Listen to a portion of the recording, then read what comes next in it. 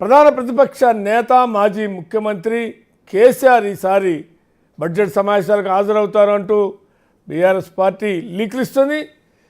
మరి మేము కోరుకుంటున్నది కూడా అదే అని అటు ముఖ్యమంత్రి కూడా ఇవాళ మీడియాతో చిట్చాట్లో అన్నారు. మరోవైపున పిలిచి అగౌరవపరుస్తారు, దూషిస్తారు, మైక్ ఇవ్వరు అనే అనుమానాన్ని కూడా మరి వర్కింగ్ ప్రెసిడెంట్ కేటీఆర్ వ్యక్తం చేస్తున్నాడు. ఈ కాంటెస్ట్లో బడ్జెట్ సమావేశాలు గతంలో ఒకసారి వచ్చి బడ్జెట్ గవర్నర్ ప్రసంగం సందర్భంగా బడ్జెట్ ప్రవేశపెట్టే రోజు వచ్చి ఇలా వెళ్ళిపోతారా? లేదు, బడ్జెట్ సమావేశాల సందర్భంగా 2 ప్రధాన బిల్లులు కూడా ఉన్నాయి. బీసీ కులగణన, అదే ఎస్సీ వర్గీకరణ సంబంధించినటువంటి బిల్లులు. ఈ బిల్లుల చర్చలో కూడా పాల్గొంటారా అనే ఆసక్తి సర్వత్రా నెలకొంది. మొత్తానికి ఈ సీన్ చూడటానికి అటు తెలంగాణ సమాజం, రాజకీయ వర్గాలు కూడా ఎదురు చూస్తున్నాయి. అదే మన టాపిక్లోకి వెళ్దాం. అందుకని ముందు వివరాలు ఒకసారి చూద్దాం.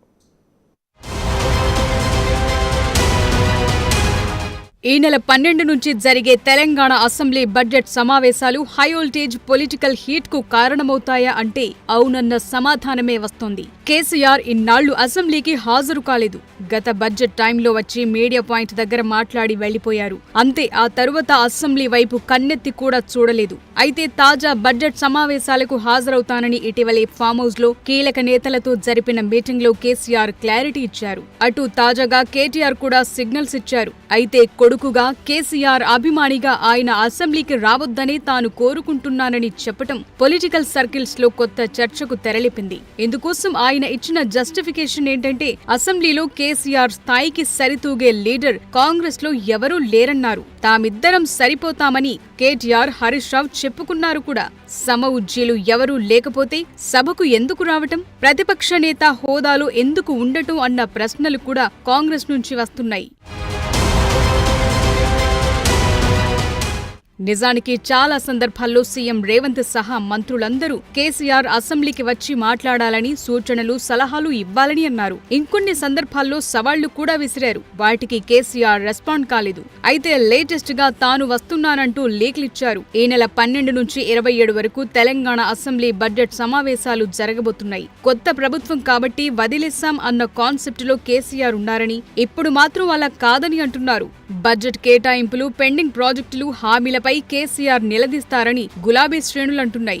అంతేకాదు, ఇటీవలే ఎర్రవల్లి ఫామ్ హౌస్ లో కేసీఆర్ ఓ మాటన్నారు. తాను అన్నీ గమనిస్తున్నానని, తాను కొడితే మామూలుగా ఉండదన్నారు. మరి సభలో అది రీసౌండ్ అవుతుందా, సరౌండ్ సౌండ్ తో రివర్స్ అవుతుందా అన్నది కీలకంగా మారబోతోంది. నేను గంభీరంగా మౌనంగా చూస్తున్నా. నేను కొడితే వట్టి కొట్టు నాకు అలవాట్లేదు కదా. ఫిబ్రవరి నెలాఖరులో ఒక పెద్ద బహిరంగ సభ పెట్టాలి, ఇలా కథ చూడాలి జరుగుతూ ఉంది. కాబట్టి మీరు కూడా పెద్ద ఎత్తున దయచేసి సభకు కదిలి రావాలి. దూరమే ఉండదు. తెలంగాణ శక్తి ఏందో మరొకసారి చూపించి వీళ్ళ మెడలు వంచి ఇప్పుడు సాధించారు. అటు కేసీఆర్ అసెంబ్లీ బడ్జెట్ సమావేశాలు అన్ని రోజులు హాజరైతే ఎలా డీల్ చేయాలో కాంగ్రెస్ పార్టీ కూడా యాక్షన్ ప్లాన్ కు పదును పెడుతోంది. 10 ఏళ్ల కేసీఆర్ పాలనలో జరిగిన వ్యవహారాలపై సభలోనే నిలదీసేలా గ్రౌండ్ వర్క్ నడుస్తోందంటున్నారు. వీటికి తోడు కాళేశ్వరం, ఫోన్ ట్యాపింగ్, ఓఆర్ఆర్ టెండర్లు, ఫార్ములా ఈ రేసింగ్ స్టోరీలు, కేంద్ర నిధులు, బీజేపీ బీఆర్ఎస్ దోస్తానా, కులగణనలో కేసీఆర్, కేటీఆర్, హరీష్ రావు పాల్గొనకపోవటం, ఇలాంటి సబ్జెక్టులన్నిటిపైన సభలో ఘాటుగానే రాజకీయం గరంగరంగా ఉండటం ఖాయంగా కనిపిస్తోంది. చంద్రశేఖరరావు గారిని సభలోకి రమ్మనుండ్రి. చంద్రశేఖరరావు గారు వచ్చినాక, ఎందుకంటే 10 సంవత్సరాలు జరిగిన పాపాలకు వారు కారణము. పాపాల భైరవుడి సభలోకి వచ్చి చర్చ చేస్తే తప్పకుండా మేమందరం కలిసి సమాధానం చెప్తాం. మరోవైపు కేసీఆర్ అసెంబ్లీకి రావటం లేదంటూ హైకోర్టులో ఇప్పటికే పిల్ దాఖలైంది. ప్రతిపక్ష నేతగా కేసీఆర్ అసెంబ్లీకి హాజరయ్యేలా తగిన చర్యలు తీసుకునేలా స్పీకర్ కార్యాలయానికి ఆదేశాలివ్వాలని కోరుతూ Telangana federation of farmers association అధ్యక్షుడు విజయపాల్ రెడ్డి పిటిషన్ దాఖలు చేశారు. అనర్హత వేటు కూడా వెంటాడుతోంది. ఈ నేపథ్యంలో మళ్లీ సభకు డుమ్మా కొడితే ప్రధాన ప్రతిపక్ష నేతగా గైర్హాజరుపై జనంలోకి రాంగ్ సిగ్నల్స్ వెళతాయన్న ఉద్దేశంతోనే ఈసారి అసెంబ్లీకి హాజరవ్వాలని డిసైడ్ అయినట్లు కూడా చర్చ జరుగుతోంది. మరి గులాబీ బాస్ సభకొస్తే సీఎం హోదాలో రేవంత్, ప్రతిపక్ష నేత హోదాలో కేసీఆర్ మధ్య డైలాగ్ వార్ ఏ రేంజ్ కు వెళుతుందో చూడాలి.